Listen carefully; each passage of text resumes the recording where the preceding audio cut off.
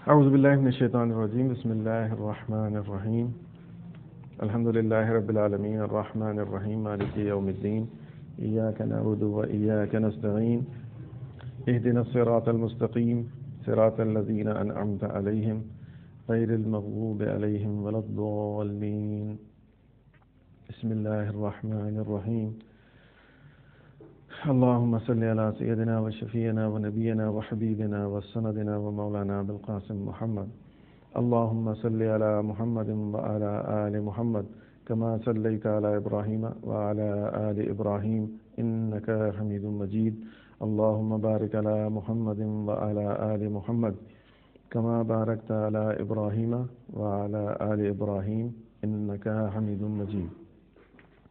बिस्मिल्लाहिर रहमानिर रहीम अल्हम्दुलिल्लाहिल्लज़ी हदाना लिहाज़ा व मा कुन्ना लिनहतदिया लौला अन हदानल्लाह।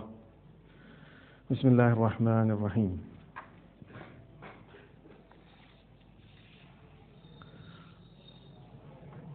मैं आज आपसे कुछ अपने लाइफ का, अपने पर्सनल एक्सपीरियंस शेयर करना चाह रहा हूँ। जैसा कि मैंने बहुत कम किया है अभी तक, मैं अपनी पर्सनल लाइफ के बारे में ज़्यादा शेयर नहीं करता, लेकिन इसको शेयर करना मुझे इसलिए ज़रूरी महसूस होता है कि ये बहुत फ़ायदेमंद चीज़ है और मैं उस फ़ायदे को अपनी हद तक महदूद नहीं करना चाहता। अगर किसी भी इंसान को थोड़ी सी भी लाइट अगर मिल जाए मेरे अपने एक्सपीरियंस से, तो मेरी ये खुशनसीबी है। तो एक चीज़ तो मैं आपको ये बताऊं, अल्लाह ना करे मैं किसी तारीफ़ के ताल्लुक़ से ये बात कर रहा हूँ और उसमें ऐसा कुछ पहलू निकलता भी नहीं वैसे। अब वो ये है कि मेरे अंदर गैर मामूली तौर पर इत्मीनान और मतलब मैं हर टाइम मुतमईन रहता हूँ हर सिचुएशन में।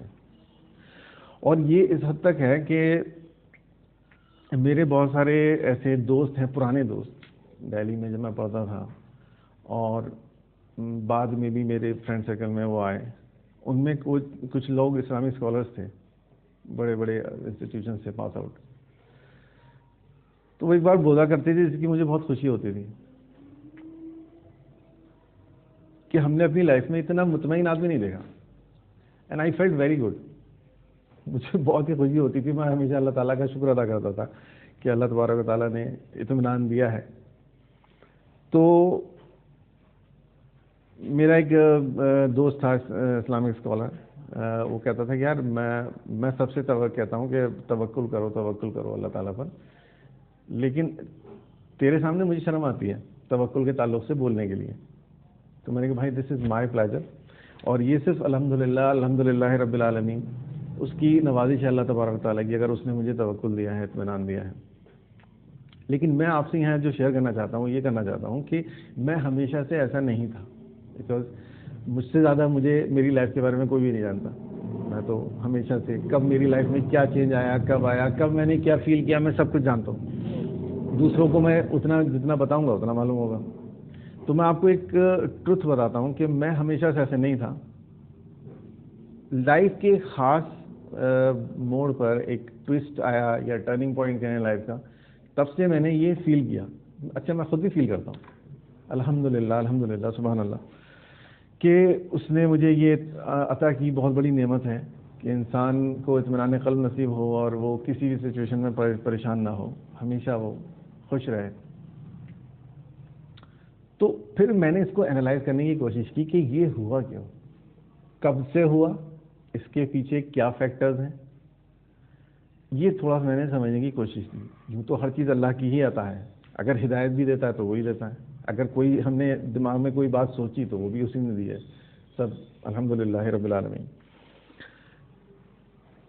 तो मैं वो चीज़ें जो मैंने एनालाइज की अपनी सोच के अंदर, जब से मैंने अपने अंदर ये इत्मीनान मुझे महसूस हुआ और जब से लोगों ने मुझसे कहना शुरू किया, वो मैं आपके सामने आज शेयर करूंगा। और वो एक तरह से मेरी लाइफ के 3 मंत्र हैं जिसको मैं आपके साथ शेयर करूंगा। तो सबसे पहले हम बात करेंगे प्रॉब्लम्स की। प्रॉब्लम नंबर 1, देखिए प्रॉब्लम सबकी लाइफ में होती हैं। ऐसा कोई इंसान नहीं है दुनिया में जिसकी लाइफ में प्रॉब्लम ना हो। अलग अलग तरह की, किसी को किसी चीज़ की प्रॉब्लम है, किसी दूसरे को दूसरे की प्रॉब्लम, किसी तीसरे को तीसरी तरह की प्रॉब्लम है। प्रॉब्लम सब लोग प्रॉब्लम्स में होते हैं और रहेंगे, ये एक यूनिवर्सल फैक्ट है। लेकिन मैंने ये महसूस किया कि हम बहुत सारी प्रॉब्लम्स को सिर्फ सोचने से, सिर्फ अपनी मेंटालिटी को चेंज करने से ख़त्म कर सकते हैं, वो हमारी लाइफ में नहीं रहेंगी। और जनरली मैंने ये बात ऑब्जर्व की कि लोगों की ज़िंदगियों में जो प्रॉब्लम्स होती हैं वो सेल्फ फैब्रिकेटेड, सेल्फ क्रिएटेड होती हैं। उसका लॉजिक नहीं बनता, वो प्रॉब्लम होती ही नहीं है, हम खुद उसको प्रॉब्लम बना देते हैं। तो एक मंत्र है, एक मंत्र तो बड़ा अजीब सा वर्ड लगता है, एक फॉर्मूला है जिसको यूज़ करके मैं समझता हूँ कि हर इंसान अपनी लाइफ की सारी प्रॉब्लम्स को मिनिमाइज कर सकता है, ख़त्म नहीं कर सकता, क्यों ख़त्म हो गया तो लाइफ ही नहीं है, फिर चैलेंज क्या है, फिर खेल क्या है, लेकिन मिनिमाइज कर सकते हैं। हो सकता है कि आपकी 80% प्रॉब्लम खत्म हो जाए, 20% रह जाए जो ट्रूली प्रॉब्लम्स ही होंगी। तो उससे होगा क्या कि आपकी एक तो एनर्जी सेव होगी, जो इतनी बहुत सारी प्रॉब्लम्स को हैंडल करने में लग रही थी वो रिड्यूस होकर 20% प्रॉब्लम्स पे फोकस हो जाएगी, 80% गायब हो जाएंगे। तो आप बहुत ज़्यादा एफिशिएंटली, इफेक्टिवली उनको हैंडल कर सकते हो। ठीक है, एक फ़ायदा तो ये होगा। दूसरा ये कि आप 80% ही मतलब आपकी प्रॉब्लम सॉल्व होंगे तो जाहिर है कि 80% आप इत्मीनान हो जाएगा आपको। तो बेसिकली मेरा अपना नज़रिया ये है कि प्रॉब्लम वो होती है जिसका कोई सॉल्यूशन हो। जिसका कोई सॉल्यूशन नहीं है वो प्रॉब्लम नहीं है। पहली चीज़ हम ये दिमाग में इसको फिट कर लें और उसको समझने की कोशिश करें। हमारी लाइफ में जितनी प्रॉब्लम्स होती हैं उनमें से मेजॉरिटी ऑफ द प्रॉब्लम्स ऐसी होती हैं जिनका कोई सॉल्यूशन ही नहीं होता। तो मेरे अपने पॉइंट ऑफ व्यू से वो प्रॉब्लम है ही नहीं जिनका सॉल्यूशन नहीं है, क्योंकि प्रॉब्लम होने के लिए उसका सॉल्यूशन होना मस्ट है। If something can be resolved that can be termed as a problem.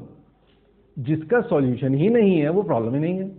जैसे मैं थोड़ा सा इजी करने के लिए, मेरा एक मोबाइल डिवाइस है, उसमें कुछ माल फंक्शन हुआ, मैं मार्केट लेकर गया, किसी एक्सपर्ट को दिखाया, उसने कहा भाई साहब ये खराब हो गया, इसका कोई इलाज नहीं है। This is not a problem. Dustbin दिखाओ इसे,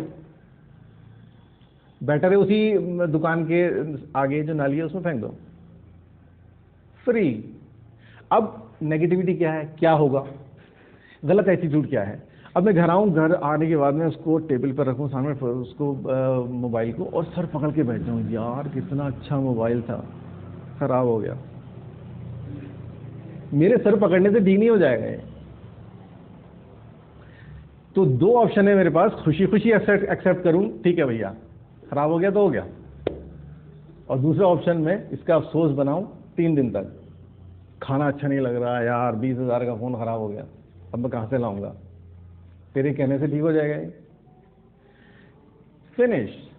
जिसकी इसका सॉल्यूशन है ही नहीं, ये प्रॉब्लम नहीं है, सिर्फ मेरी अपने माइंड सेट को चेंज करने की ज़रूरत है। सोचूं जो भी मेरी लाइफ में सॉल्व नहीं हो सकता वो प्रॉब्लम नहीं है, this can not be solve, no problem, throw it away. दूसरी एग्जांपल, मेरी किसी इंसान से, कोई इंसान मुझसे नाराज है, ठीक है, नाराजगी की वजह मेरी कोई हरकत है, सॉल्यूशन मैं माफी मांग लूं। उस इंसान का नाराज होना मेरे लिए प्रॉब्लम है and I should handle it wisely. अब दूसरा हाइपोथेटिकल केस, एक इंसान है वो मुझसे नाराज है, क्या बात है, कोई रीजन नहीं है, बस है नाराज। तो जब कोई रीजन नहीं है, मैंने कोई गलत हरकत ऐसी नहीं की है जो उसको नाराज कर सके, आई डोंट नो, बस एवी मूडी इंसान है, सिनिकल इंसान है, वो है नाराज, बस है, किसी से खुश होता है, किसी से खुश नहीं होता। तो इसको मैं सॉल्व नहीं कर सकता ना, क्योंकि उसकी नाराजगी मेरी किसी हरकत की वजह से नहीं है। This is not a problem. अब ये प्रॉब्लम नहीं, इसका सॉल्यूशन होता तो प्रॉब्लम होती, अब इसका सॉल्यूशन नहीं है, नो प्रॉब्लम, बी हैप्पी, ठीक है भाई, ओके, आप अपने घर खुश, मैं अपने घर खुश, this is not a problem. हो सकता है ये आपकी प्रॉब्लम हो, आपको अपने अंदर ढूंढने की जरूरत पड़ेगी, मेरे लिए ये प्रॉब्लम नहीं है। तो make this a fundamental pillar of your mentality कि जो सॉल्व हो सकता है वो प्रॉब्लम होती है, जो सॉल्व नहीं हो सकती वो प्रॉब्लम है नहीं, हम सारी लाइफ। तो अगर हम ऐसा सोचते हैं तो हमारी लाइफ की तकरीबन आधी प्रॉब्लम्स तो यूं ही खत्म हो जाती हैं हमारे डिसाइड करते ही। अब जो प्रॉब्लम है जो सॉल्व हो सकती हैं हम उनके ऊपर फोकस करेंगे, उनमें से majority of the problems solve हो जाएंगी। जाहिर इंसान जब कोशिश करता है तो 10 कामों में कोशिश करता है तो 8 में उसको कामयाबी मिलती है, 2 में नाकाम रहता है वो, तो आधी तो प्रॉब्लम यूं सॉल्व हो गई। और फिर आधी में फिर मैंने ट्राई किया जो ट्रूली मेरी प्रॉब्लम है, फिर मैंने उसके लिए कोशिश किया कि वो रिजॉल्व हो गई, उनमें से मेजॉरिटी 10 में से 8 हो गई। तो वो जो इतना बड़ा स्टॉक था प्रॉब्लम्स का वो घटते घटते कहां तक रह गया, मेरी लाइफ में मिनिमम प्रॉब्लम हो जाएंगी। Life is cool. एक चीज तो ये समझने की जरूरत है बहुत ज्यादा, मैं ऐसे ही सोचता हूं, मैं अपनी आपको मेंटालिटी बता रहा हूं। दूसरी चीज होती है हैप्पीनेस। तो मैं अभी 2-3 दिन पहले अपने घर में अपने बच्चों से, अपनी मदर से, अपनी वाइफ से ये शेयर कर रहा था, तो इन लोगों ने काफ़ी अप्रिशिएट किया और कहा कि हाँ इस तरह से अगर हम देखें तो ये बहुत अमेजिंग बात है। हैप्पीनेस, हर इंसान दुनिया का खुश होना चाहता है, ये एक यूनिवर्सल फैक्ट है। कोई इंसान ऐसा नहीं है जो कहे कि मैं खुश रहना नहीं चाहता, हर इंसान। और ये इसमें कोई बुरी बात नहीं है, दिस इज पॉजिटिव। खुश रहने की ख्वाहिश रखना, दैट्स गुड। अब खुश रहने का तरीका, खुशी हासिल करने का जो ट्रैक है, पाथवे है, वो गलत है। मेजॉरिटी एज आई ऑब्जर्व, हम समझते हैं खुशी चीजों में है, ठीक है, खुशी चीजों में है, खुशी मोबाइल में है, खुशी लैपटॉप में है, खुशी कार में है, खुशी बंगलों में है, और हम उसको हासिल करने की स्ट्रगल करते रहते हैं फॉर द लाइफ टाइम। और वो खुशी जब हम कुछ चीज हम अपना टारगेट बनाते हैं ये सोचकर कि this is so called for me, लेकिन for that person that is the ultimate happiness, तो जब वो उसको हासिल कर लेता है तो क्योंकि वो हाइट नहीं है, वो एक्सट्रीम नहीं है, वहां पर जाकर उससे ऊपर कोई चीज मुझे दिख जाती है जो मुझे दुखी कर देती है। अरे यार ये तो है लेकिन ये तो नहीं है। Now I still try to achieve it. जब मैं उसको अचीव कर लूंगा तो फिर कुछ और रह जाएगा, फिर मैं उसको अचीव करूंगा। तो ये सफर कभी खत्म नहीं होगा और मैं हमेशा किसी ना किसी बात को हासिल करने के लिए टेंशन में रहूंगा, दुख में रहूंगा। This is wrong way of life मेरे हिसाब से। क्या होना चाहिए फिर? देखिए, 2 तरीके हैं सोचने के। पहला तरीका यह है जो नहीं है अगर वो होता तो कितना अच्छा होता, और दूसरा वे है जो है अगर वो नहीं होता तो कितना बुरा होता।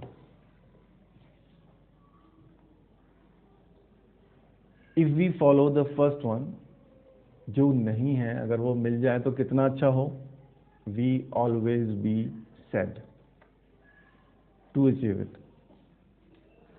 अगर हम अपना माइंड सेट को थोड़ा सा बदलें और हम सोचें कि नहीं, आज से हम ऐसा सोचेंगे कि जो है उस पर हम सोचेंगे, फोकस करेंगे, अगर इनमें से कोई चीज नहीं होती तो कितना बुरा होता जो मेरे पास ऑलरेडी है। अगर ये नहीं होता खुदा ना खास्ता तो क्या होता? सही है, नाउ आई एम हैप्पी। अब इसका मतलब ये भी नहीं है कि कुछ अचीव करने की जरूरत नहीं है, you don't have to struggle, you don't have to try, no, but don't make it objective of your life.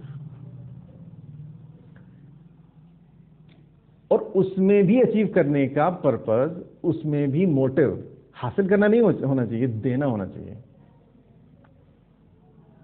देना मतलब जो टैलेंट, जो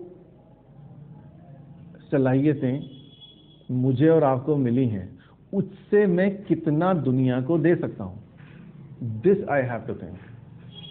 मैं पहले अपने आप को एनालाइज करूं कि अल्लाह तबारक व तआला ने मुझे क्या क्या क्या क्या एक्सेप्शनल चीज़ें दे रखी हैं इन terms of intellect, in terms of expertise, महारत क्या है मेरे अंदर, मैं क्या कर सकता हूं लोगों के लिए।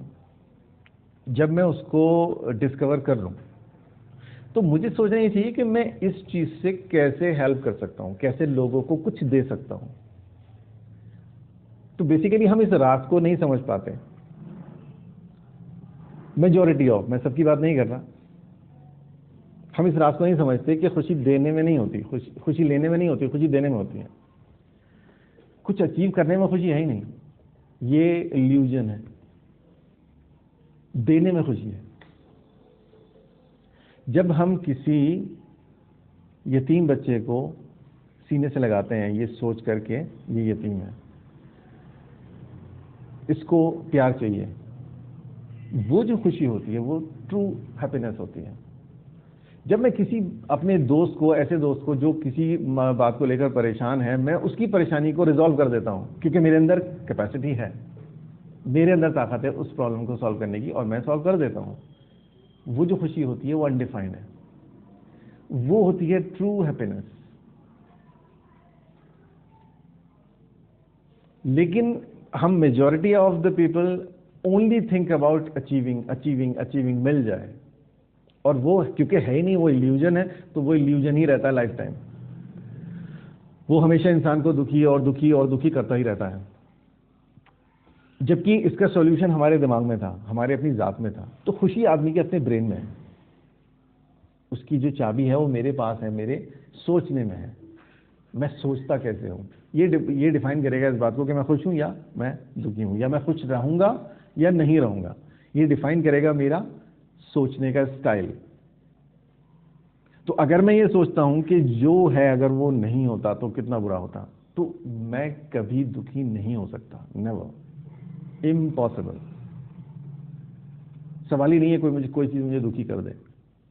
हाँ, मैं कोशिश करूंगा लोगों को देने की, जो मेरे अंदर है उसके थ्रू मैं कुछ दे सकूं, और उसके लिए मेरे पास जो फॉर एग्जांपल मैं अपनी रोजी के लिए, अपने घर वालों के लिए, अपने बीवी बच्चों के लिए, माँ बाप के लिए अगर मैं कुछ स्ट्रगल कर रहा हूं, और in terms of materialistic return I am doing something, तो वो भी देने के लिए है, क्योंकि मैं अपनी फैमिली को देना चाहता हूं, राइट। लेकिन फैमिली को देने से मुराद ये नहीं है कि आदमी को बहाना मिल जाता है, फिर शैतान इसी रास्ते से एंट्री मारता है कि भाई जो आदमी बंगलो बनाना चाहता है वो भी तो फैमिली को दे रहा है, जो आदमी चाहता है कि मर्सिडीज बेंज हो वो भी तो फैमिली के लिए जा रहा है, अपने बीवी बच्चों के लिए। So what is wrong in this? I am talking about the basic needs, क्योंकि बहरहाल हमें ये नहीं भूलना चाहिए कि हमारा लाइफ का ऑब्जेक्टिव नहीं है to gain all these luxurious stuff, ज़्यादा से ज़्यादा आराम नसीब हो जाए मेरे घर वालों को, दुनिया जाए भर में। This is not objective of life. I will struggle to show, to help people with my efforts, with my talent, whatever Allah subhanahu wa ta'ala gifted me। और हर इंसान को एक गिफ्ट दिया है अल्लाह ताला ने, हर इंसान को दिया है।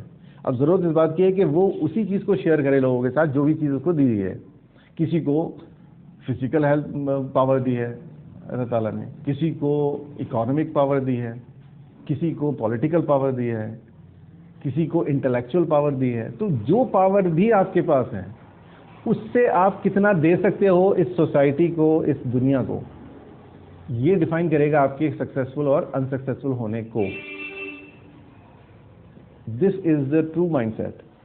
तो इसमें क्या होगा कि जो मेरे पास है ही नहीं उसे अचीव करने के लिए मैं परेशान नहीं होऊंगा। ठीक है, मैं एक टैलेंट है वो मैं दे रहा हूं लोगों को, और उसके रिटर्न में मेरे घर में 2 टाइम जो रिक्वायरमेंट है 2 टाइम की रोटी और कपड़ा और मकान वो मुहैया है इजीली, उसके अलावा लोग मुझसे फ़ायदा हो रहा है, that is the true success. और क्या चाहिए? हाँ, मैं ये सोचूं कि अगर मैं जो इंटेलेक्ट अल्लाह ने मुझे दिया है, जिसके थ्रू मैं लोगों की हेल्प कर रहा हूँ, ये नहीं होता तो क्या होता?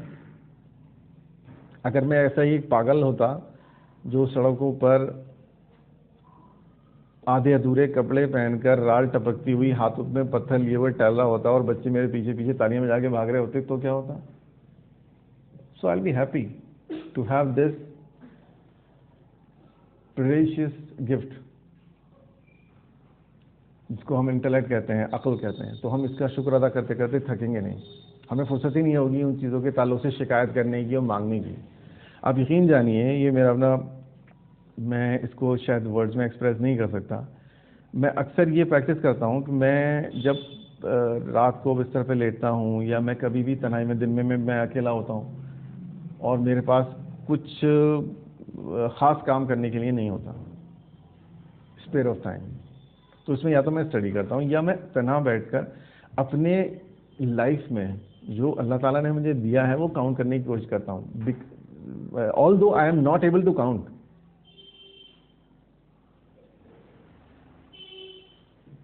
ये सिर्फ इसलिए कि मैं उसकी नेमतों का शुक्र अदा कर सकूं जितना मैं कर सकता हूं, मैं सबका नहीं कर सकता। तो आप यकीन जानें कि अगर मैं अपने वजूद, आप अपने वजूद के ताल्लुक से ही सोचने लगे, सिर्फ इस बॉडी के ताल्लुक से, आप इसकी फिजियोलॉजी, एनाटॉमी और डिफरेंट थिंग्स, डिफरेंट पावर्स जो मेटाफिजिकल हैं, बहुत सारी चीज़ें, उनके ताल्लुक से हम सोचें और in terms of some physical gifts like parents का प्यार, भाई बहनों का प्यार, दोस्तों का, अहबाब का प्यार, ये हवा, ये बारिश जब उसे होना चाहिए टाइम पर, ये ठंड जब उसे पड़ना चाहिए, जब लोग बेहाल हो जाते हैं गर्मी से, और वो गर्मी जब इंसान बोर हो जाता है ठंड से, बेशुमार, we may not count them. तो यकीन जानिए कि हाथ तो उठेंगे अल्लाह ताला के सामने, लेकिन कुछ मांगने के लिए नहीं, उसकी शुक्रगुजारी में उठेंगे, अपने गुनाहों के एतराफ़ में उठेंगे, अपने नाशुक्रा होने के एतराफ़ में उठेंगे। हिम्मत नहीं होती। अक्सर मैं ये सोचकर बहुत खुश होता हूँ, एक आम डायलॉग है, बहुत ही कन्वेंशनल डायलॉग है, जो मैंने बचपन से पता नहीं कितनी बार सुना है लोगों के मुंह से, अच्छे दोस्त नसीब वालों को मिलते हैं। बहुत ही कन्वेंशनल डायलॉग है, अच्छे दोस्त भी नसीब वालों को मिलते हैं। मेरा अपना पर्सनल एक्सपीरियंस ये है, बुरे दोस्त बहुत ही बदकिस्मत लोगों को मिलते हैं, क्योंकि when I analyse my life, my friends, very honestly, मुझे याद नहीं पड़ता कि जब से मुझे अपनी याददाश्त है मेरी, जितना भी मैं छोटा था, शायद मैं 3rd स्टैंडर्ड में था, जब से मुझे इवेंट्स याद हैं अपने साथ जो भी हुआ, मुझे याद नहीं एक बुरा दोस्त भी मुझे मिला हो लाइफ में। All are amazingly good. जितने दोस्त हैं वो हीरे जवाहरात की तरह है मेरे लिए, वो डायमंड दिए अल्लाह ताला ने। तो मैं सोचा करता था, यार क्यों कहते हैं लोग ऐसा, मुझे जो मिलता है अच्छा मिलता है। लोग कहते हैं कि अच्छे दोस्त बड़ी नसीब वालों को मिलते हैं, तो इसका या तो मैं दुनिया का सबसे खुशनसीब आदमी हूँ, या फिर ये थॉट ही गलत है। तो बेसिकली थॉट गलत होने के चांसेस इसलिए ज़्यादा हैं क्योंकि हम लोगों की मेजॉरिटी नेगेटिविटी में जीती है, वो अच्छाई को देख ही नहीं पाते। एक बंदे के अंदर 8 अच्छाइयाँ हैं, 2 बुराइयाँ हैं, तो हम सिर्फ उन 2 बुराइयों को डिस्कस करते हैं, उन 8 अच्छाइयों को भूल जाते हैं। अगर हम फोकस करें मेजॉरिटी ऑफ द मेरिट्स पर, तो हमें लगेगा एवरीबडी इज गुड। क्यों, क्या बुरा किया इसने? इसके अंदर हाँ एक बुराई है, तो मेरे अंदर नहीं है क्या? मेरे अंदर शायद 3 होंगी। तो ये मुझे समझ नहीं आता, या तो भैया हो सकता है कि कोई इतना वाकई बदनसीब हो जिसने ये डायलॉग दिया है, इसको वाकई बुरे मिले हो, तो मैं कह नहीं सकता। बहरहाल मेरा अपना पर्सनल एक्सपीरियंस। तो मैं सोचता हूँ अल्लाह ताला से कि अल्लाह तबारक ताला, मैं किस चीज़ का शुक्र अदा करूं, मतलब मेरे पास तो बिल्कुल समझ ही नहीं है इतनी। मैं अक्सर ये बात सोचकर बिल्कुल बेबसा हो जाता हूं कि मैं किस किस चीज़ का शुक्र अदा करूंगा तेरी। बेशुमार अच्छे दोस्तों का जो बचपन से मुझे आज तक नसीब हुए, बेशुमार मोहब्बतों का जो मेरे माँ बाप ने मुझ पर लुटाई पूरी लाइफ, बेहद लविंग एंड केयरिंग बहन भाइयों का जो जान निछावर करते हैं मेरे ऊपर, बेहतरीन वाइफ का, बेहतरीन बच्चों का। मतलब मुझे हर चीज़ इतनी खूबसूरत लगती है अपने चारों तरफ, तो मैं सोचता हूँ कि मैं किस किस चीज़ का। अच्छा, ये हिदायत सबसे बड़ी नेमत है। मैं इस वे में सोच रहा हूँ, ये सोचना भी तो तूने दिया है मुझे, इसका ही शुक्र अदा नहीं होगा मुझसे तो। हम जैसे गुनाहगार लोग, फटीचर लोग तेरे सामने आके तेरे कलाम को मुंह से बोल लेते हैं, दिस इज अवर प्रिविलेज। हम तो ये भी डिजर्व नहीं करते कि हम कलामुल्लाह अपने ज़ुबान से बोल सकें। हमारी कहाँ औकात है कि हम इस गंदी ज़ुबान से अल्हम्दुलिल्लाह रब्बिल आलमीन निकल रहा है। दैट इज ग्रेटनेस ऑफ अल्लाह सुब्हानहू व तआला। तू हमें नमाज के लिए आने से नहीं रोकता, बिकॉज नमाज में वही लोग जाते हैं, नमाज वही लोग पढ़ते हैं, या जो भी कोई दीन का काम करते हैं जिनको अल्लाह ताला एक्सेप्ट करता है कि हाँ भाई ठीक है करने दो इसे, I accept it, we don't deserve even that. हम लाख गुनाह करके तेरे सामने झुकते हैं तो झुक झुक जाते हैं, हमें कोई चीज़ रोकती नहीं। हम रुकू में जाते हैं तो कोई नहीं पकड़ता हमें कि नहीं you don't deserve this honour. हम सजदे में जाते हैं तो चले जाते हैं। ये बहुत बड़ा करम है अल्लाह तबारक व तआला का। कुरान मजीद में आता है ना कि मैं अक्सर ये बात सोचता हूँ कि क़यामत में जब सजदा करने का हुक्म होगा कि सब लोग सजदे में गिर जाओ, तो बहुत से लोग ऐसे होंगे जो सजदा नहीं कर पाएंगे, झुक नहीं पाएंगे। क्यों? क्योंकि उनकी बॉडी अकड़ जाएगी, लकड़ी की मानिंद हो जाएगी। और ये अल्लाह सुब्हान व तआला की जानिब से होगा। वो नहीं चाहता तुम्हारे रुकू और सुजूद, यू डोंट डिजर्व। तो जिसको वो परमिशन होगी, जिसके लिए वो उसकी मर्जी, उसकी शामिल हाल होगी, बस फिर वही झुक पाएगा। वो यहाँ भी तो हो सकता है। इस दुनिया में हम लोग झुक पा रहे हैं, दिस इज एन ऑनर। इसका भी शुक्र अदा हम नहीं कर सकते। तो वो इतनी यानी कि इन्फिनिट मर्सीज हैं, इन्फिनिट गिफ्ट्स हैं कि जिसके लिए सही मानों में हम फील कर पाते हैं जब हम अकेले में बैठकर अपनी लाइफ के बारे में सोचें कि जो हमें दिया है। मैं अक्सर अपने इंस्टीट्यूट से, जब मैं दिल्ली में इंजीनियरिंग कर रहा था, तो मैं एक जगह आके अप्पू घर, मेरा इंस्टीट्यूट था ITO पर, उससे एक वॉकेबल डिस्टेंस था जहाँ से मुझे इजीली बस मिलती थी। मतलब 2 पॉइंट थे, एक टाइम्स ऑफ इंडिया के ऑफिस के सामने और एक अप्पू घर का गेट, यानी प्रगति मैदान का गेट नंबर 3। तो मुझे कभी आसान लगता था मैं इधर चले जाता था, कभी आसान लगता था उधर चले जाता था, जैसे मूड होता था। तो मैं अप्पू घर वाले गेट पर, यानी प्रगति मैदान के गेट नंबर 3 पे खड़ा हुआ वेट कर रहा था बस आने का। इतने में 2 ब्लाइंड मैन वहां आए, कंप्लीटली ब्लाइंड। वो स्टिक थी उनके पास जिससे वो ताशा करते हैं, और वो मेरे बिल्कुल करीब में आके एक ब्लाइंड दूसरे से कहता है इशारा करके, सामने सुप्रीम कोर्ट है, तो एक ब्लाइंड कहता है, मतलब उनका सेंस देखिए आप। एक चीज में बहुत सारे पहलू हैं जो मैं बहुत ज्यादा ऑब्जर्व करता हूं, अल्हम्दुलिल्लाह रब्बिल आलमीन, कि एक तो इंसान को कितने स्ट्रॉन्ग सेंसेस दिए अल्लाह सुब्हानहू व तआला ने, यानी दे आर कंप्लीटली ब्लाइंड, आंख ही नहीं है उनके पास।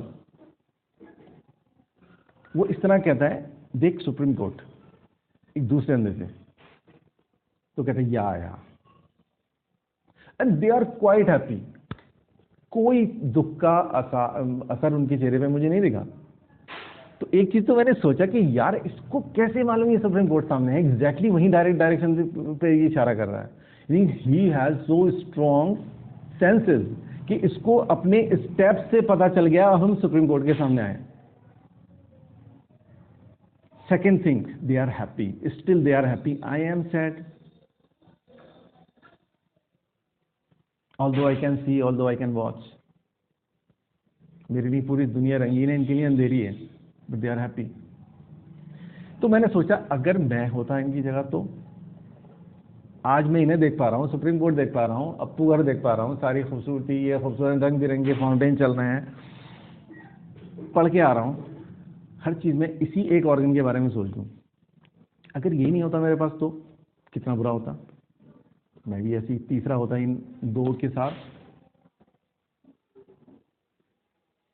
तो जेन्युइनली हम इन आंखों का भी शुक्र अदा नहीं कर सकते अगर हम क्रिटिकली सोच लें। इसी तरह से बॉडी पार्ट आप देखो, एक और बहुत सारे ऐसे इवेंट्स होते हैं लाइफ में। एक साहब की किडनी फेलियर का मसला आया दिल्ली में, बहुत बड़े बिजनेस टाइकून का बेटा था वो। तो वो एक दूसरे बंदे से बोला था फोन पे कि arrange me a kidney with this blood group and with this RH factor and I may pay in crores। देखिए यार ये दो लिए फिर रहा हूँ मैं, करोड़ों करोड़ों देने के लिए तैयार है इंसान, मैं इसका शुक्र अदा नहीं कर पाता। And we have uncountable life organs in that way. सिर्फ एक ही चीज़ नहीं है, मैं अपनी बॉडी के एक एक टिश्यू के बारे में सोचूं तो मेरी आंखें फैल जाएंगी, मैं हैरत में पड़ जाऊंगा। क्या ज़बरदस्त मैकेनिज्म है, और ये मैंने खुद तैयार नहीं किया भाई, ये गिफ्टेड है। तो कभी इसका भी शुक्र अदा किया है? I ask my self. तो मुझे बड़ा फील हुआ यार कि हम लोग जरा सारी बात में शिकायत कर देते हैं अल्लाह ताला से, अल्लाह ताला ये नहीं दिया और वो नहीं दिया और वो नहीं दिया। तो फरिश्ते भी सोचते होंगे यार कितना ना शुक्र है भाई, ये अपने गिरबान में झांक के नहीं देखता क्या क्या है इसके पास। तो थिंक इन दैट वे, अगर जो है वो नहीं होता तो कितना बुरा होता। नेवर थिंक जो नहीं है वो आ जाए तो कितना अच्छा हो, अगर खुश रहना है तो। इसको अपनी लाइफ का एक बिल्कुल बेसिक पिलर बना लो मेंटालिटी का, कि जो है वो नहीं होता तो कितना बुरा होता। तो मैं अपनी बात कर रहा था कि वो जो मेरे साथी कहते हैं कि तू हमेशा खुश बहुत रहता है और बहुत मुतमईन रहता है, परेशान नहीं होता। एक सेकंड रीजन उसका ये मैंने पाया अपने सोच में। तीसरी चीज इत्मीनान। देखिए खुशी और इत्मीनान कोरिलेटेड है एक दूसरे से, लेकिन थोड़ा सा डिफरेंस भी है, एक बहुत बारीक डिफरेंस है। एक चीज होती है कि मैं बहुत खुश हूं, मेरा आज रिजल्ट आया है एंड आई गॉट 92%, ठीक है, 92 एग्रीगेट, और मैथ्स में भाई मेरे 98 आए और फिजिक्स केमिस्ट्री में 97। So I am very happy, I should be. ये हैप्पीनेस की बात है, बिल्कुल, नो डाउट। लेकिन एक ये कि मैं बैठा हूं और मैं कह रहा हूं यार आज बड़ा दिल खुश लग रहा है, there is no reason, this is peace. खुशी में और इसमें, खुशी के लिए कोई रीजन होता है, कोई इवेंट होता है, उस इवेंट के नतीजे में इंसान खुश होता है, ठीक है। और पीस के लिए कोई रीजन की जरूरत नहीं है, वो बिना रीजन के भी पीसफुल रहता है इंसान। मैं खुश हूं क्योंकि बस मैं खुश हूं। कोई मुझसे पूछे यार मुझे बहुत खुशी महसूस हो रही है, क्यों महसूस हो रही है, पता नहीं क्या बात, no reason, something special, no nothing special, but I am feeling very good. And I am sure आप सब लोग ये फील करते होंगे अपनी लाइफ में कभी ना कभी, डिफरेंट ओकेजन्स पर, जब आप उसको डिफाइन नहीं कर सकते कि ये खुशी, ये इत्मीनान है क्यों। This is called peace. Peace life में अचीव करने का मोस्ट इफेक्टिव मेथड जो मैंने अल्हम्दुलिल्लाह रब्बिल आलमीन डिस्कवर किया है अपने एक्सपीरियंस में, अपनी लाइफ में जो सीखा है वो आपको सिखाने की कोशिश कर रहा हूँ। देखिए हम अगर तमाम दुनिया के झगड़ों पर निगाह डालें, पूरी दुनिया के तमाम जितने भी कॉन्फ्लिक्ट्स हैं उन पर सब पे निगाह डालें, तो उनके अंदर एक चीज कॉमन है और वो है सीकिंग राइट। राइट्स चाहिए लोगों को, भाई भाई से राइट मांग रहा है, प्रॉपर्टी में उसका हिस्सा चाहिए। माँ बाप अपने बच्चों से राइट सीख कर रहे हैं, उनके दिमाग में यह है कि औलाद के ऊपर माँ बाप का यह होता है, देखो कौन कौन दे रहा है कौन कौन नहीं दे रहा, दे फोकस टोटली। कहीं वाइफ अपने हस्बैंड से कोई राइट मांग रही है, कहीं हस्बैंड वाइफ से कोई राइट मांग रहा है, कहीं दो बिजनेस पार्टनर एक दूसरे से राइट मांग रहे हैं, कहीं एज ए माइनॉरिटी हम एक मेजॉरिटी से राइट मांग रहे हैं किसी खास चीज का।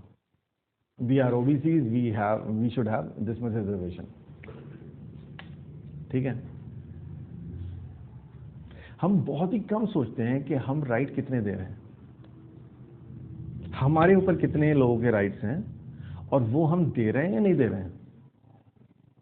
क्या मैं बहैसियते बाप अपने बच्चों को राइट दे रहा हूं जो उनका हक बनता है मेरे ऊपर? बहुत रियली सोचते हैं। क्या मैं अपनी वाइफ को वो राइट दे रहा हूं जो उसका राइट बनता है मेरे ऊपर? क्या मैं अपने वालिदैन को वो राइट दे रहा हूं जो उनका राइट बनता है मेरे ऊपर? क्या मैं अपनी खालाओं को वो राइट दे रहा हूं जो उनका राइट बनता है मेरे ऊपर? मैं मामों को राइट दे पा रहा हूं? क्या अपने दोस्तों को सही राइट दे पा रहा हूं? क्या अपने पड़ोसी को राइट दे पा रहा हूं? If I continuously think in that way, I will not have any time in my life to think my rights.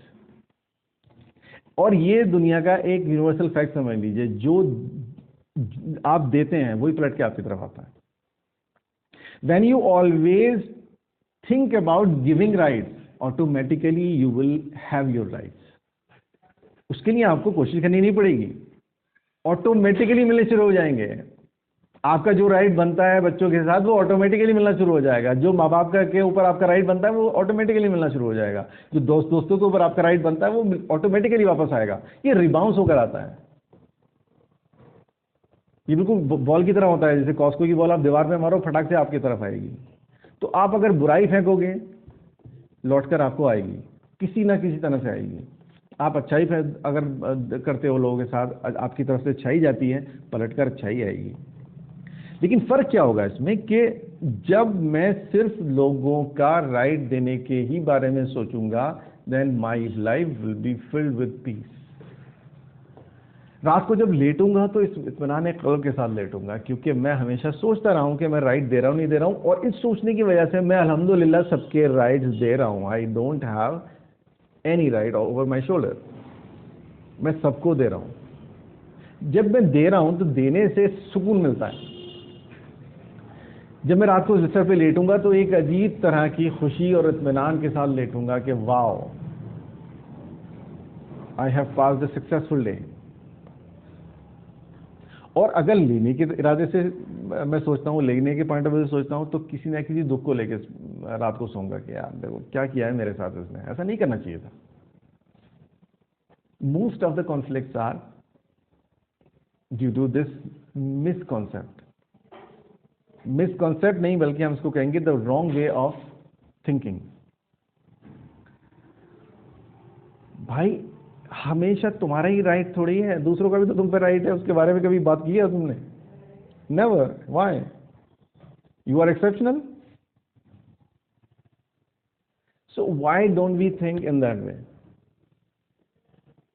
यकीन जानिए, अनडिफाइंड पीस, मैं अल्फाज में इनको मैं आपको नहीं बता सकता कि जो लाइफ में आपके पीस आएगी, जो सुकून नसीब होगा आपको, वो अल्फाजों में बयान ही नहीं हो सकता। वो तो आप फील ही कर सकते हो बस। When you think in that way, always, और ये एक दिन की बात नहीं कि आज मैंने सुबह शाम तक के लिए सोच लिया मुझे फील होना चाहिए peace. No, you need to be used to always. चलते फिरते उठते बैठते आपकी लाइफ का ये मंत्र बन जाए। आप बहुत कॉन्शियस रहो दूसरों के राइट के ताल्लुक से, अपने राइट के ताल्लुक से नहीं। वो ऑटोमेटिकली आ जाएगा आपके पास। बहुत कॉन्शियस रहो, कहीं किसी का हक ना मारा जाए मेरे से। Ultimate peace, ultimate peace. और जिस आदमी की लाइफ में पीस है, हैप्पीनेस है और प्रॉब्लम है ही नहीं, या मिनिमम प्रॉब्लम हो गई उसकी लाइफ में, और क्या चाहिए भाई? पूरी दुनिया इसी के लिए तो दौड़ रही है। दिन रात की दौड़ धूप, जो भी भाग दौड़ है, ये सब कुछ उसी के लिए तो है जिसका भी स्ट्रगल है। खुशी, सुकून, इत्मीनान। लेकिन लोग इल्यूजन में फंसे हुए हैं। वो जाना चाहिए नॉर्थ की तरफ तो इसकी तरफ भाग रहे हैं और कह रहे हैं यार तो हाथ ही नहीं आ रही। We are still very sad, we are still very unsatisfied with life. So think, maybe you are running in a wrong direction. वरना अगर आपका डायरेक्शन सही होता तो मिलनी चाहिए थी ना, वो क्यों नहीं मिल रही?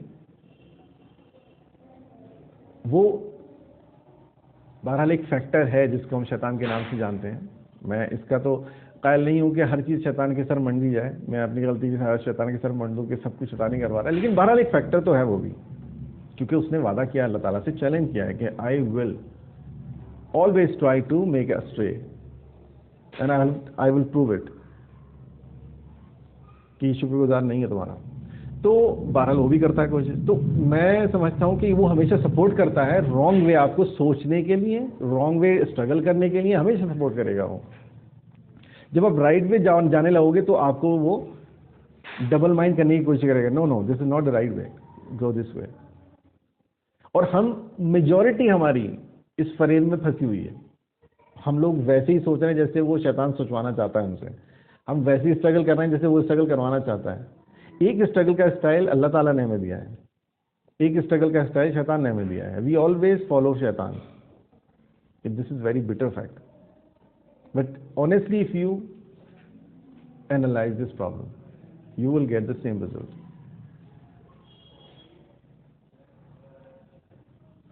अल्लाह ताला कहता है शुक्र अदा करो उस चीज का जो मैंने तुम्हें अता किया है, शिकायतें मत करते रहा करो हर टाइम। शैतान कहता है नहीं नहीं, always try to achieve that thing which you don't possess, always try, struggle, this is life, life is for fun and you don't have fun in your life, so get it। Fun तो उसको gate करके भी नहीं मिलेगा भाई, करके देख लो। बहुत लोग थक के हार के चले गए। अगर कभी आपको मिल सके तो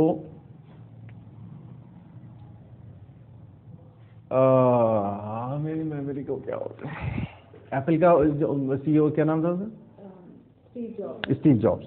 स्टीव जॉब्स ने जो हॉस्पिटल में उसकी जो कन्वर्सेशन है अपनी वाइफ के, अपने बच्चों के साथ में, उसको जरूर पढ़िएगा, कहीं आपको रिटर्न में मिल जाए तो। वो भी खुश नहीं गया भाई। आप कैसे खुश हो जाओगे, मैं कैसे खुश हो जाऊंगा?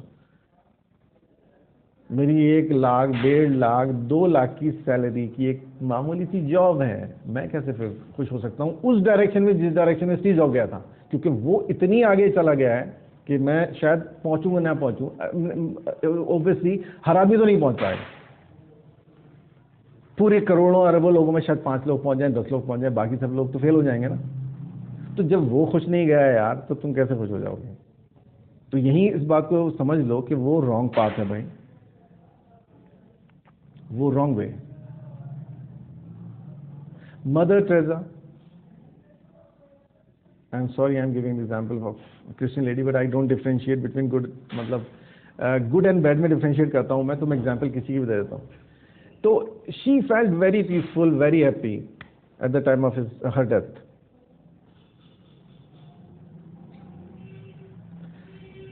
इमाम खुमैनी रहमतुल्लाह अलैह की लास्ट कोट लाइफ का मुझे याद है, वो मेरे दिमाग पे से एनग्रेव हो गया है। Last sentence spoken by him, मैं बहुत सुकून कल्ब के साथ, बहुत, मैं अपनी तरफ से नहीं लगा रहा हूँ, ये उनके सेंटेंस में था, मैं बहुत सुकून कल्ब के साथ अपने मालिक हकीकी की तरफ कूच कर रहा हूँ। Wow, very few people have this opportunity to feel that happiness at the time of death, at the time of last breath. He's feeling so good. I am completely successful in my life and I am going towards my Almighty Allah subhanahu wa ta'ala. This is fantastic.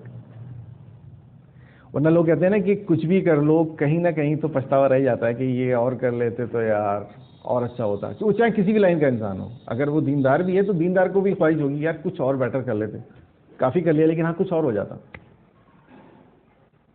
दुनियादार को कैसे feel होता होगा जो materialistic world में घिरा रहता है, illusion इस वर्ल्ड में, उसको कैसा लगता होगा, उसके बारे में तो मैं कभी सोचते हैं। लेकिन एक आदमी की आप सोचो उस सुकून के हालत को, उसके एक्सटेंड को, कि वो मरते वक्त कह रहा है कि मैं तो भाई बहुत इत्मीनान से मर रहा हूँ। क्या था उसके पास में ऐसा इन terms of that material stuff, materialistic stuff जो हम समझते हैं symbol of success. Steve job से ज्यादा पैसा था उसके पास। एक जुमे में उनका वो जो पहनते थे एक रॉब जिससे खुतबा देते थे पढ़ के, उसमें वो थोड़ा फट गया था। 2-3 जगह से काफ़ी सुराख हो गए थे उसमें। तो उन्होंने अपने एक स्टूडेंट से कहा कि जाओ और दर्जी से सिलवा के लाओ, आज फ्राइडे, सर मन के लिए मुझे वो करना है ठीक ठाक इसको। और मैं भूल गया था पूरे हफ्ते, काम काज में इसमें टाइम नहीं मिला। तो वो उनका शागिर्द जाता है टेलर के पास। टेलर ने देखा बहुत बुरी हालत है इसकी, तो बड़ी काट छाट करनी पड़ी। कहता है कि अरे यहाँ से कह दिया दूसरा पहन के दे देंगे, कल अगले हफ्ते दे देंगे। उसने कहा भाई ये अकेला ही जुब्बा है उनके पास। That person is saying I am going happily from this world. ये तो आपने बहुत सुना होगा कि आखिरी टाइम में वो आदमी ने कलमा पढ़ लिया और आखिरी टाइम में उन्होंने बस ये कहा अल्लाह अकबर और ख़त्म हो गए, आखिरी टाइम में ऐसा कहा और ख़त्म हो गया। लेकिन मैंने तो नहीं सुना, बहरहाल आपने सुना हो तो, कि आदमी कंप्लीटली पूरा सेंटेंस बोले कि मैं बहुत इत्मीनान क़ल्ब के साथ अपने मालिक हकीकी की तरफ कूच कर रहा हूं, और दी एंड, ख़त्म कहानी, फिनिश, कर्टन डाउन। मेरे लिए यूनिक केस है। तो बहरहाल ये उनका टॉपिक नहीं है। मैं एक एग्जाम्पलरी आपको बात समझाने की कोशिश कर रहा हूँ कि हम इस बात को समझने की कोशिश करें, because we are also living in the same world and we are also living same life, same strategies, same challenges we have, we are not exceptional. दो ही हाथ थे उनके भी, स्टीव जॉब के भी 2 ही हाथ थे, मेरे भी 2 ही हाथ हैं, और इमाम खुमैनी साहब के भी 2 ही हाथ थे, मदर टेरेसा के भी 2 ही हाथ थे। किसी के 4 नहीं थे, 3 नहीं थे, 2 ही आंखें थी, एक नाक थी, सारे ऑर्गन वही थे। बिल्कुल वैसा ही ब्रेन था उनकी कॉपी में भी, बस उसका यूज़ हमें डिफरेंट बनाता है। वो कैसे यूज़ करते थे, स्टीव जॉब कैसे यूज़ करता था, मैं कैसे यूज़ करता हूँ, आप कैसे यूज़ करते हैं।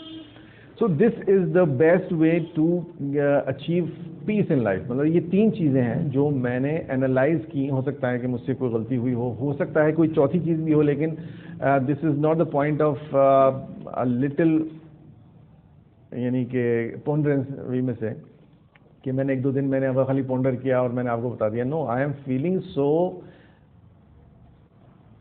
From at least for 10 years I am analysing, I am trying to analyse this.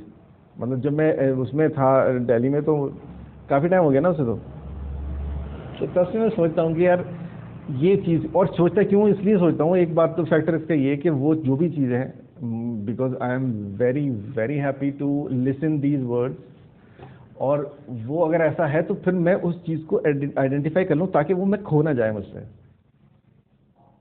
To preserve it, कि ऐसा ना हो मुझे पता ही ना हो और मेरे पास पहले हो और वो छिन जाए और मैं खो बैठूं, और खोने के बाद मुझे एहसास हो कि यार कोई चीज़ खो दी मैंने, क्योंकि I am not so happy as my classmate use to compliment me. तो वो कोई चीज़ मिस कर गया मैं, तो वो मिस ना करूं इसलिए। और दूसरा ये कि जो चीज़ मैंने एक्सपीरियंस से 10 साल में सीखी है, वो मैं अपनी स्टूडेंट्स को, अपने बच्चों को, अपने छोटों को आसानी से डिलीवर कर सकूं, ताकि उन्हें उतना लंबा टाइम वेस्ट ना करना पड़े एक चीज़ को अचीव करने के लिए, उन्हें वो चीज़ एकदम हासिल हो जाए। और यही सिग्निफिकेंस है हमारा, जो जनरेशन का सिग्निफिकेंस ही है। हर जनरेशन अपनी अगली जनरेशन को कुछ ना कुछ ऐसा देती है जिसके लिए उसने स्ट्रगल की होती है, to save that new generation from that struggle. अब आपकी बारी है, आप कुछ ऐसा नया सीखोगे, अपना नया जानोगे अपनी लाइफ में, जो आप पास ऑन करोगे अपनी अगली जनरेशन को, जैसे मैं कर रहा हूं, फिर वो अगली जनरेशन को। ऐसी दुनिया चल रही है, ऐसे ही हम लोगों को ये नसीब हुए हैं, ये हीरे मोती, ये अनडिफाइंड में से वेल्थ, ये जेम्स हमें ऐसे नहीं मिल गए, हमें किसी ने पास ऑन किए हैं। अल्लाह तबारक ताला की मर्जी तो हमेशा शामिल हाल रहती है। बहरहाल वो कोई ना कोई जरिया, कोई ना कोई चैनल बनाता है, और उसका भी अपनी अहमियत होती है। सो बहरहाल ये था मेरा अपना पर्सनल एक्सपीरियंस लाइफ के ताल्लुक से, जो बहुत ही ज़्यादा, what should I say, I don't have words to define it, revolutionary बोल सकता हूँ मैं, मतलब it brings a revolution in my life. तो बस आप लोग मेरे लिए प्लीज़ दुआ करें कि अल्लाह ताला ने जो कुछ भी मुझे अता किया है वो मैं मिस ना करूं और उसकी शुक्रगुजारी की तौफीक भी अल्लाह ताला मुझे दे। कहीं ऐसा ना हो कि मेरा नाम भी आखिरत में ना शुक्रों में लिखा जाए। और हमेशा अपनी दुआ में याद रखें। अस्सलामु अलैकुम व रहमतुल्लाहि व बरकातहू।